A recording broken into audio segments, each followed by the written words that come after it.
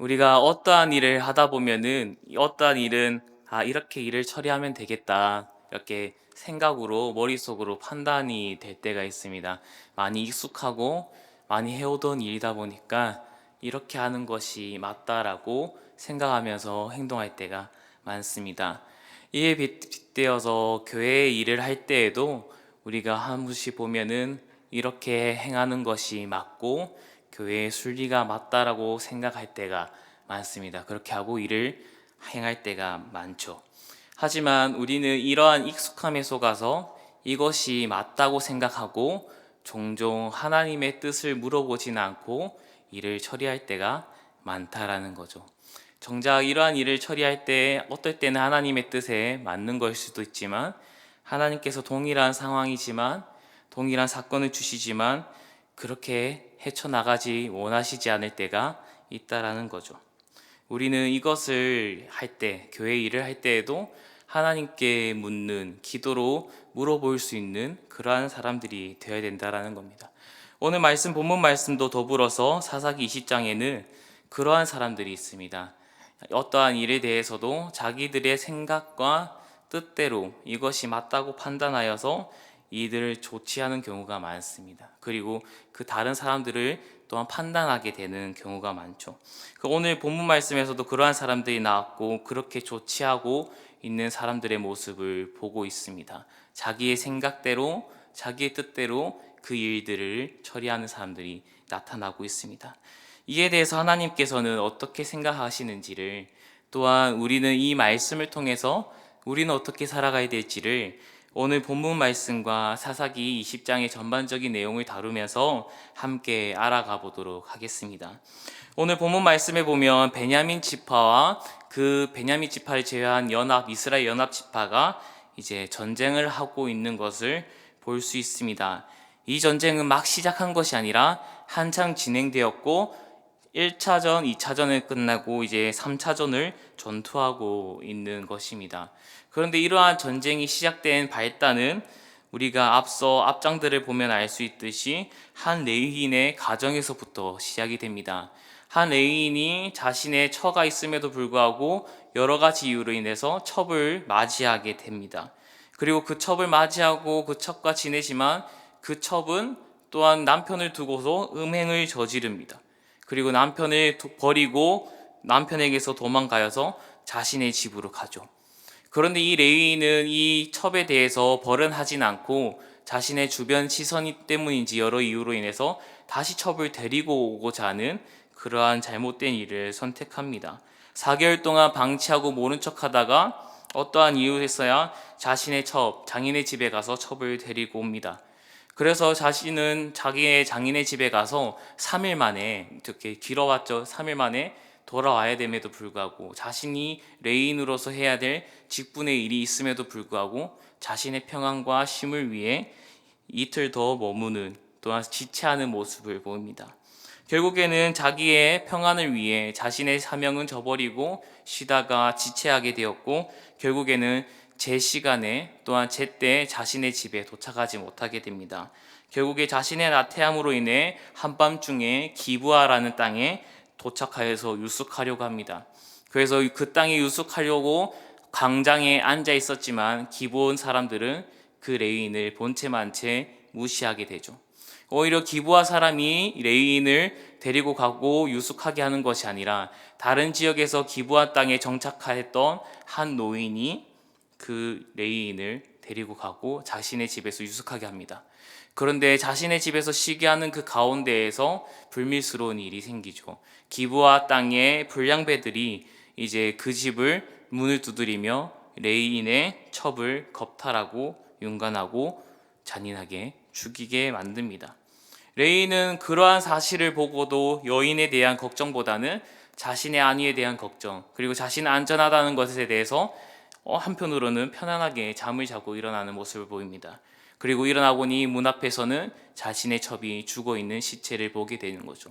레인에도 불구하고 자신은 구별된 자임에도 불구하고 그 시체를 들어올려 나귀에 싣게 됩니다. 그리고 그 시체를 자신의 집으로 데리고 가서 또한 11등분을 해서 시체를 조각내어서 각 지파로 보내버리는 그러한 잔인한 모습까지 보입니다. 그렇게 한 이유가 무엇입니까? 자신이 그 불량배들로 인해서 치욕을 당했기 때문입니다. 그것을 갚기 위해 자신의 첩에 시체를 조각내어서 각 지파로 보냅니다. 이를 본 많은 지파의 지도자들이 기겁을 하며 미스바로 모여서 총회를 열게 됩니다. 한 사람의 치욕을 갚기 위해 사적으로 총회가 열리고 모이게 되는 것을 볼 수가 있는 거죠. 그래서 이 사건을 해결하기 위해 40만 명이라는 보병 군대를 모으기 시작하였고, 또한 레인에게도 어떠한 일이냐라고 물어보게 되는 거죠. 결국 레인은 자세하게 얘기하는 듯 하면서도 자신에게 유리하게 하는 것 같이 보입니다. 20장 초반절에 보면 총회에서 이제 레인을 불러서 물어봅니다. 어떠한 일이냐. 하지만 레인은 기브아 안에 있는 불량배들의 행동이다라고 말은 하지 않고 기브아 사람들이다라고 하며 그 지역에 대한 자신의 또 한편으로 앙금을 갖고 있는 모습을 보입니다. 왜냐하면 기브아 땅에 갔을 때 자신을 영접하는 사람이 한 명도 없었기 때문이죠. 그러한 앙금을 담겨 있는 말로 인해 기브아 사람들이라고 얘기하고, 총회는 그 군대를 모아 이제 베냐민 지파, 기브아 땅이 베냐민 지파에 있었습니다. 그래서 베냐민 지파에 가서 그 불량배들, 당사자들을 우리에게 넘겨서 벌을 받게 하라라고 하지만 베냐민 지파는 거부하고 오히려 그 군대와 대항하는 모습을 보이게 됩니다. 그렇게 해서 이제 전쟁이 시작이 되었고, 첫 번째 전투와 두 번째 전투가 일어나는데 이 연합 지파가 지게 됩니다. 그리고 세 번째 전투에서야 승리를 하게 됩니다. 오늘 본문 말씀은 이 세 번째 전투의 모습을 세부적으로 다루고 있는 모습인데요.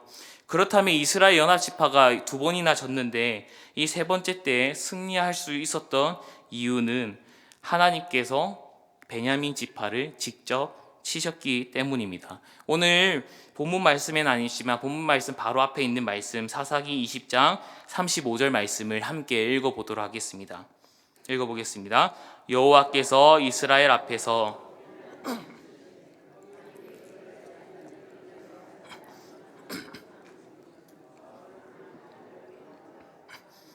아멘. 이스라엘은 앞전에 두 번의 전투에서 패배하였습니다. 졌습니다. 그 이유는 하나님께 죄악을 가만히 두시지 않을 것이라는 그들만의 생각과 판단으로 인해서 마음대로 행동했기 때문입니다. 베냐민 지파가 또한 기브온 사람들을 보호하고 감싼 것에 대해서, 또한 불량배들이 윤곽하고 겁탈했던 그 잘못을 하나님께서는 분명히 치실 거라는 자신들의 생각과 자신들의 결정을 가정하고 전쟁을 하면서 하나님께 어떻게 해야 될까요가 아니라 우리가 싸울 것인데 누구부터 올라가야 될 것입니까? 라고 물어본 것입니다.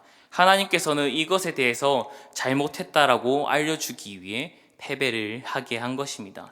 베냐민 지파의 문제를 어떻게 해결해야 되겠습니까? 라고 물어보지 않고 온전히 싸우는 것이 맞다고 생각하여 자신들이 바라는 결과를 두고 하나님께 물어본 것입니다. 하나님의 뜻은 전혀 알고자 하지 않았다라는 거죠. 그래서 첫 번째 전투는 패했습니다. 이렇게 첫 번째 전투가 패했으면 그제서야 하나님 우리가 어떻게 해야 됩니까? 라고 물어보지만 다시 한 번 더 마음속으로는 이 베냐민 지파와 싸워야 되겠지만 우리의 형제 베냐민 지파와 싸워야겠습니까? 말아야겠습니까? 라는 또한 자신들의 그 가정을 두고 하나님께 질문하는 모습을 보입니다. 그리고 또 하나님께서는 승리의 확답은 주시지 않고 또 너희들이 올라가라 라고 말만 하실 뿐이죠. 결국에는 그들의 결과는 어떻게 됩니까? 패배로 끝나게 됩니다. 그제서야 이스라엘 연합 지파는 자신들의 잘못을 알고 금식하며 눈물을 하며 또한 올바른 대언자인 제사장을 통해 하나님의 인도함을 구하였습니다. 하나님의 뜻을 묻기 시작하였고, 그리고 번제와 화목제를 통해 자신들의 용서를 구하고 또한 이 땅에 화평을 달라고, 화목을 달라고 구한 것입니다. 그렇게 이 세 번째 전투가 시작되기 전에 그제서야 잠시나마 하나님과의 관계가 회복되었음을 우리는 오늘 말씀을 통해 볼 수 있습니다. 그때 하나님께서는 드디어 이스라엘 백성들에게 베냐민 지파를 너희 손에 넘겨주겠다라고 확답을 주시게 됩니다. 그래서 이스라엘 백성들은 전쟁을 시작하였고 승리할 수 있게 되었는데, 중요한 것은 오늘 말씀은 이 승리하게 된 장본인은 바로 여호와이시다라는 것을 알려주고 있습니다. 왜냐하면 하나님께서 그들을 직접 심판하셨기 때문입니다. 하나님께서는 이스라엘 연합 지파에게 승리를 주신 것은 그 전에 자신들의 잘못에 대한 이미 심판을 받았고 뉘우쳤기 때문에 하나님께서는 승리하신 것입니다. 승리를 주신 것입니다. 이스라엘 백성들이 잘했기 때문에, 바르게 살았기 때문에 하나님께서 승리를 준 것이 아니라 그들이 정말 그들의 잘못을 깨닫고 뉘우쳤기 때문에 그들에 대해서 승리를 주셨고, 또한 이제는 그들을 도구로 삼아 베냐민 지파를 이제 치시려고 하는 겁니다. 하나님께서 베냐민 지파를 치신 이유가 무엇입니까? 베냐민 지파 또한 죄를 지었고 심판의 대상자였기 때문에 하나님께서는 이제 이스라엘 연합 지파를 치셨고 이제 남은 베냐민 지파를 치시고자 한 것입니다. 그래서 하나님께서는 이스라엘 연합 지파 앞에서 베냐민을 직접 치신 겁니다.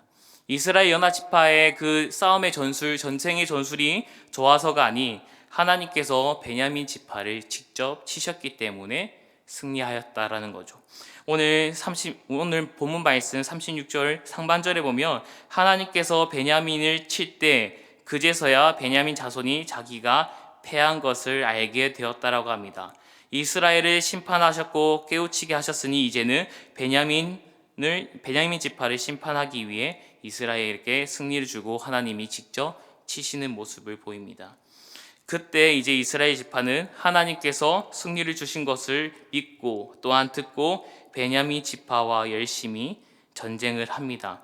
하지만 그들의 전쟁하는 방법은 마치 아이성과 전투하는 장면이 생각납니다. 이제 하나님께서 베냐민 지파를 치시기 위해 이스라엘에게 전쟁을 명하셨고 이스라엘 백성들은 이전과 다른 전술 방법을 가지고 이제 전쟁에 나섭니다.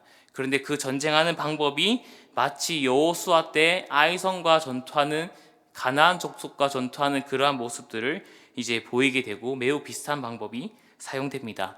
오늘 본문 말씀 사사기 20장 36절과 37절 말씀을 함께 읽어보도록 하겠습니다.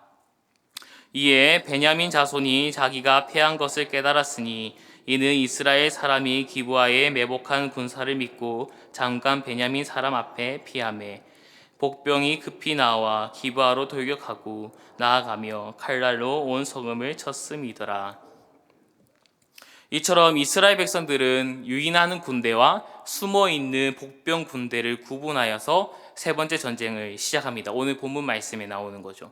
이스라엘의 연합 지파들은 베냐민과의 싸움을 중에 몰래 물러가는 척합니다. 그리고 베냐민 지파는 교만한 마음으로 이들이 이전과 같은 방법으로 우리와 싸우고 있다, 우리가 이길 것이다 라고 생각하며 그 유인하는 것에 대해서 똑같이 따라갑니다. 그때 숨어있던 복병에 있는 이스라엘 연합 지파 사람들이 기브아 성읍으로 가고 그 성읍에서 칼날을 통해 사람을 죽이며 또한 성읍 가운데 불을 지릅니다. 그리고 그 연기가 오르자 도망가는 척하던 이제 이스라엘 연합 지파가 이제 베냐민 지파와 싸우고 성읍에 있던 그 복병들 또한 나와서 이제 사방에서 공격하게 되는 모습을 보입니다. 그리고 승리하게 되죠.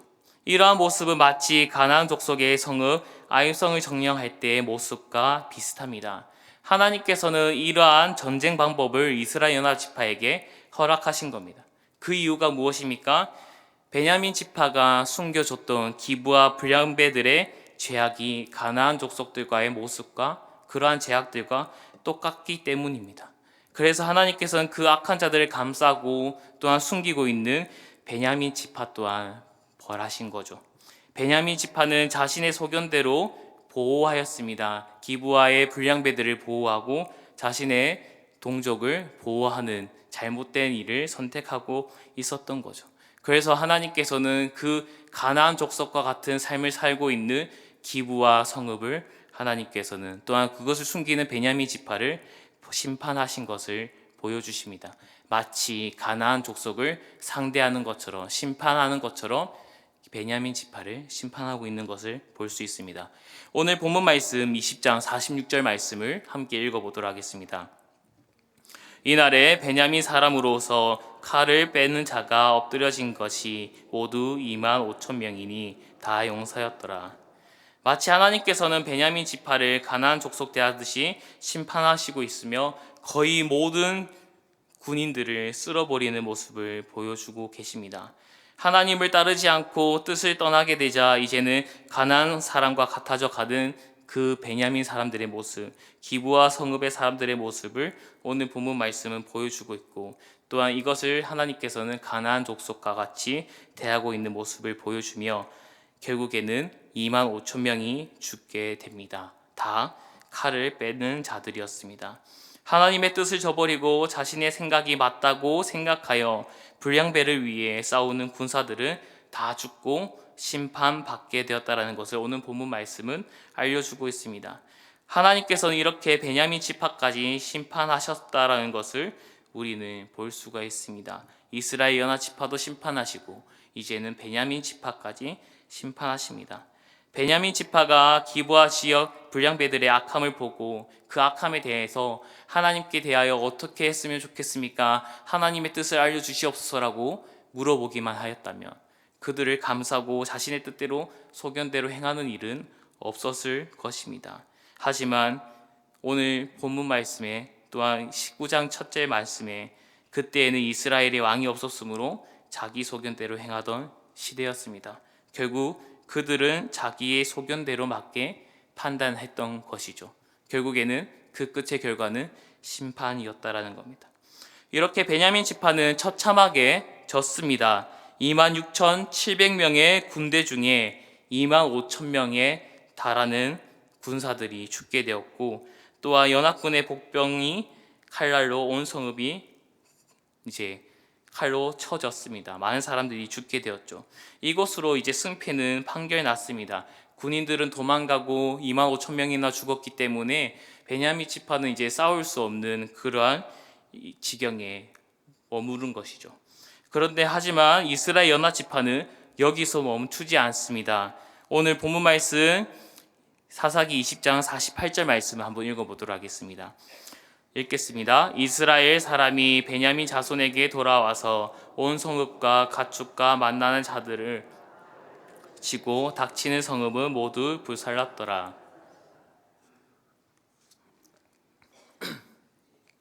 하나님께서는 베냐민 지파를 가나안 족속과 같이 심판하셨지만 승패까지였습니다. 하나님께서는 가나안 족속같이 베냐민 지파를 심판하셨고 그들의 군사까지만 죽이게 하셨습니다. 하지만 이스라엘 연합 지파는 이전에 당했던 것들에 대해서 분풀이인지는 모르겠지만 어떠한 이유에서인지 모르겠지만 그들은 가나안 족속들이 했던 것처럼 자신들은 동족을 살인하기 시작해버립니다. 더욱더 심하게 해버리는 거죠. 연합 지파 사람들은 베냐민 지파 군인들을 쫓고 찾고 그냥 죽이지 않고 이삭 줍듯이 농락하면서 죽입니다. 그리고 끝까지 쫓아가면서 군인들을 몰살시켜서 600명밖에 남지 않게 만듭니다. 그런데 그곳으로 모자라서 그런지 다시 성읍으로 가서 성읍에 온 가축들을 죽이고 만나는 모든 사람들을 칼날로 치고 불살라버립니다. 베냐민 지파의 씨를 말 생각할 정도로 죽여버리는 것을 우리는 볼 수가 있습니다. 그들은 베냐민 지파가 그럼에도 동족임을 기억했어야 되지만 그것을 망각한 채 온전히 자신의 그 복수심으로 인해 죽이기 시작했습니다. 가나안같이 심판하셨더라도 하나님께서 원하시는 결과인지 물어봤어야 되는 겁니다. 이미 전쟁은 끝이 났고 승패는 결정났습니다. 그러면 이 이후에 어떻게 해야 되겠습니까? 라고 하나님께 물어봐야 되지만 그들은 끝까지 자신의 소견대로 행하게 되는 거죠. 결국에는 베냐민 지파를 무참하게 살해하는 것에 집중하였다라고 볼 수 있습니다. 그런데 이러한 일을 하고 나중에 21장에 돌아서면은 연합 지파는 이러한 행동에 대한 후회를 하게 되는 거죠. 왜냐하면 정말로 베냐민 지파의 씨가 말라버릴 지경까지 도달했기 때문이죠. 군대에 600명만 남게 되고 여자들은 없었기 때문이죠.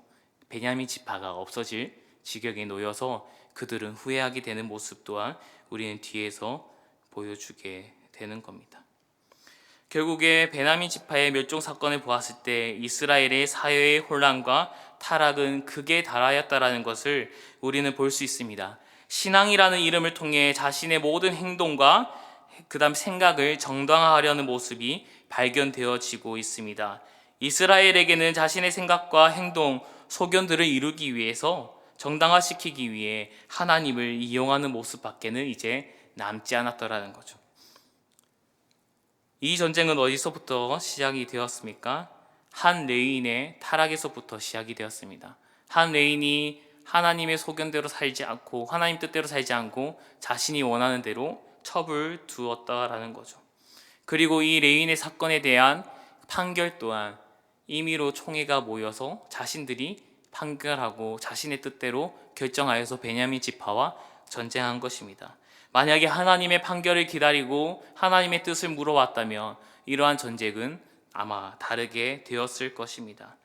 어느 한 명도 하나님께 그 뜻을 물어보고 이 전쟁에 대해서, 이 사건에 대해서 어떻게 해야 되겠습니까? 라고 물어보는 자는 한 명도 없습니다.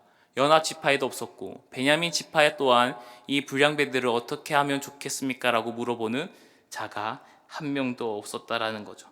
하나님께서 좋아하실지에 대한 생각도 질문도 없이 자신의 소견대로 베냐민 지파들은 불량배들을 감쌌습니다. 가나안을 하나님 나라로 바꿔야 되는 이스라엘 백성들이, 가나안 땅을 정복해야 되는 이스라엘 백성들이 하나님께서 주신 땅에서 평화를 누리지는 못할 망정, 하나님 나라로 만들지 못할 망정 동족을 살인하게 되고 또한 가나안 지파와 동일하게 되어서 또한 고통에 눈물을 흘리고 또한 평화를 누리지 못하는 모습을 오늘 본문 말씀은 사사기 전체적으로 알려주고 있는 것입니다. 그래서 하나님께서는 가나안화된 이 가나안 땅 이스라엘 백성들을 심판하신 것입니다. 세상을 심판하신 것입니다. 이 이스라엘 연합 지파와 베냐민 지파의 진정한 승자는 연합 지파도 베냐민 지파도 아닙니다. 온전히 하나님께서 승자이심을 알려주십니다. 하나님께서 두 부류의 죄악들을 직접 심판하시고 직접 치리하셨기 때문에 온전히 하나님만이 승리임을 알려주시고 그들에게 잘못을 깨우치게 하셨습니다. 하지만 그들은 잠시 깨닫는 듯 하지만 하나님께로 완전히 나아가지는 못했습니다. 연합 지파는 자신의 복수에 다시 사로잡혀 동족의 씨를 말리고자 하고 베냐민 지파는 자신의 그 씨를 다시 살리기 위해 여성을 납치하는 모습까지 이후에 보이게 됩니다. 하나님을 떠나고 하나님을 제대로 알지 못하는 이스라엘 세대들은 여호수아 때의 백성들과는 전혀 다른 세대가 되었습니다. 여호수아 시대 때에는 하나님의 뜻을 묻고 하나님이 원하시는 대로 나아갔지만 이제 사사기 시대에 접어들어서는 전혀 다른 세대가 되어버렸습니다. 하나님을 어렴풋이 알고 능력 있는 분으로만 보고 있기 때문이죠. 자신들의 답을 정해놓고 하나님께 그 답에 대한 능력을 주시고 요구하는 질문밖에는 하지 않습니다. 하나님의 백성이라며 온전히 하나님께서 나의 왕이심을 인정하고 모든 것에 맡기며 어떻게 나아가야겠습니까? 라고 하는 질문이 있어야 됩니다. 하나님의 답을 구해야 됩니다. 이 삶을 믿지 못하며 우리의 삶을 온전히 믿지 못하니 하나님 우리에게 알려주시고 우리가 나아가게 해주시옵소서. 하지만 그 모든 것을 믿지 못하고 우리의 소견대로 살아가는 모습이 우리에게 종종 보이게 됩니다. 그렇기 때문에 우리는 날마다 하나님의 뜻을 또한 그 마음을 알고자 힘써야 됩니다. 기도할 때에도 어떠한 일이 주어지더라도 하나님께 무릎 꿇고 하나님의 뜻을, 소견을, 하나님의 그 마음을 여쭈어야 합니다. 나의 머릿속에 있는 모든 것들, 모든 판단들, 모든 결론들을 다 내려놓고 온전히 하나님만이 나의 왕이십니다. 나를 이끌어 주시는 분이십니다라고 믿고 나아가야 됩니다. 결론에 대해 하나님 내가 지어놓은 이 결론에 대해 하나님 이 결론대로 행하게 하여 주시옵소서라고 하나님께 요구하는 것은 맞지 않습니다. 하나님께 따지고 요구해서는 안 된다라는 거죠. 하나님께서는 온전히 자신의 뜻과 마음을 아는 자들을 원하십니다. 하나님께서 자신의 뜻과 마음을 아는 자들을 원하시는 것은 태초에서부터 시작되었습니다. 내가 이러한 것들을 주었고 너와 함께 교통하고 또한 관계를 맺고 싶다라는 것을 날마다 알려주고 계십니다. 태초에서부터 창조 때부터. 그리고 출애굽할 때에도 하나님께서는 하나님이 어떠한 분이신지를 계속 알려주고 계십니다. 나는 이러한 자고 나는 질투가 많고 또한 이러한 불의를 참지 못하고 그리고 너희를 사랑한다라고 날마다 알려주고 계십니다. 그리고 모세를 통해 하나님께 날마다 물어봐야 된다라는 것을 광야 시대 때, 출애굽 시대 때 알려줬음에도 불구하고 사사 시대 때에 접으로서는 자신의 소견대로 행하고 있는 것입니다. 오늘 하나님께서는 우리에게도 동일하게 하나님의 마음과 뜻을 알려주고 계십니다. 우리가 기도할 때 하나님께서는 응답하여 주시고 또한 성경 말씀을 통해 하나님께서는 자신의 뜻과 마음을 계속 알려주고 계십니다. 말씀을 맺겠습니다. 이스라엘은 사사시대에 접어들면서 온전히 자기 생각에 빠져 살아가는 사람들이 되어버렸습니다. 자신의 소견대로 행하다 보니 이제는 하나님 뜻보다는 자신의 뜻이 더 올바르다라고 생각하게 된 겁니다. 그리고 다른 이들의 생각은 틀렸다 생각하고 자신의 그 생각만을 주장하게 되는 거죠. 그렇게 살다 보니 이스라엘 백성들은 남의 첩을 윤간하고 또한 죽이기 시작하였고 또한 자신의 치욕을 위해 하나님의 신앙을 이용하는 모습 또한 보이고 또한 자신의 종족의 씨를 말리는 모습까지 보입니다. 오늘 본문 말씀의 이러한 모습들은 온전히 가나안 족속들의 모습이다라고 합니다. 그들이 살인해서 가나안 족속들의 모습입니까? 아닙니다. 온전히 자신의 소견대로 자신의 뜻대로 생각하는 것에서부터 가나안 족속의 행동이다라는 것을 오늘 본문 말씀은 알려주고 계십니다. 그리고 하나님께서는 그 모습을 철저하게 깨끗하게 하시고 심판하신다라는 것을 우리는 기억해야 됩니다. 우리는 간혹 우리의 뜻을 위해 기도하게 됩니다. 그렇게 해서는 안 됩니다. 우리의 뜻과 생각, 즉 소견을 위해 신앙생활을 해서는 안 됩니다. 이것이 온전히 하나님을 이용하는 것이기 때문이죠. 나의 직장의 문제, 나의 관계적인 문제, 나의 재정의 문제, 모든 문제들을 다 이미 해결된 것처럼 가정하고 답을 놓고 기도하는 경우가 너무나 많습니다. 나에게 주어지는 어려움들, 재정적인 문제, 교우와의 관계, 또한 사람들과의 관계, 나의 가정의 관계, 이 관계에 대해서 하나님, 이 문제에 대해서 저는 어떻게 해야 됩니까? 하나님의 뜻을 알려주시옵소서 라고 묻기 이전에 하나님, 이 문제 해결해 주세요 라고 하게 되는 모습이 우리의 모습이지 않을까 하는 우리의 모습을 되돌아보아야 됩니다. 온전히 하나님의 뜻을 먼저 물어보고 그 결과에는 어떻게 행해야 되는지를 우리는 물어보는 그러한 그리스도인이 되어야 됩니다. 우리가 해야 되는 것을 물어봐야 됩니다. 우리가 하고 싶은 것을 하나님께 질문하고 요구하는 것은 이미 자신의 소견과 뜻대로 행하는 것과 같다라는 것입니다.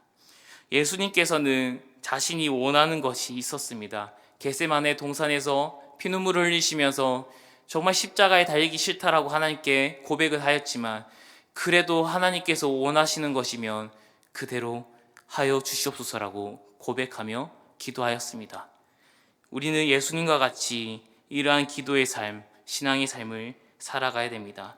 하나님 나라에서 하나님의 통치하심을 받고 하나님께서 원래대로 살아가라고 하는 그 원리대로 살아가는 날마다 주님의 사랑을 경험하는 그러한 자들이 되어야 됩니다.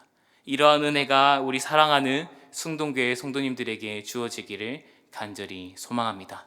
기도하겠습니다. 하나님 아버지, 이렇게 추운 날씨임에도 불구하고 저희를 예배의 자리에 인도하여 주심에 감사드립니다.